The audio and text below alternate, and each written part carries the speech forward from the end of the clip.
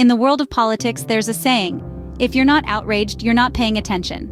Well, folks, it seems President Joe Biden has been paying so much attention, he's practically on the verge of needing glasses. Recently, in a turn of events that could put any daytime soap opera to shame, an Israeli strike in Gaza resulted in the tragic loss of 7 aid workers from World Central Kitchen. Now, if you're unfamiliar with World Central Kitchen, they're like the culinary superheroes of disaster zones.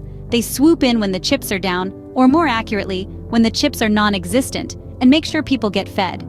Talk about being in the wrong place at the wrong time.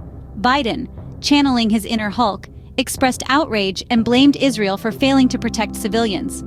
But it seems that outrage doesn't necessarily translate to action. Despite his sternly worded condemnations, the White House reiterated support for Israel's war against Hamas. It's a bit like scolding a child for stealing a cookie, then handing them the entire jar. In an attempt to soothe the ruffled feathers, Biden had a chat with Muslim community leaders, expressing his hopes for an end to the conflict. It's a nice sentiment, but let's be real. If hopes were horses, we'd all be riding around in a utopia right now. But wait, there's more. Israel, not to be left out of the drama, pledged to investigate the incident. It's like the fox promising to investigate why the henhouse is suddenly empty. Meanwhile, the White House maintained support for Israel's right to self-defense, while softly whispering objections to certain aspects of the conflict.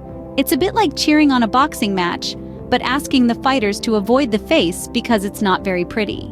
In the midst of all this, the White House decided to cancel a planned Ramadan Iftar meal after Muslim Americans declined the invitation in protest against Biden's support for Israel.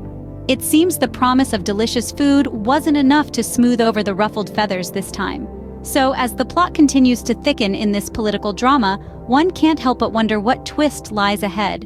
Will Biden's outrage turn into action? Will Israel hold itself accountable? Will the White House ever get to host its Iftar meal? Stay tuned, folks, because in the world of politics, the only certainty is that there's always more drama to come. And remember, if you're not outraged, you're probably not paying attention.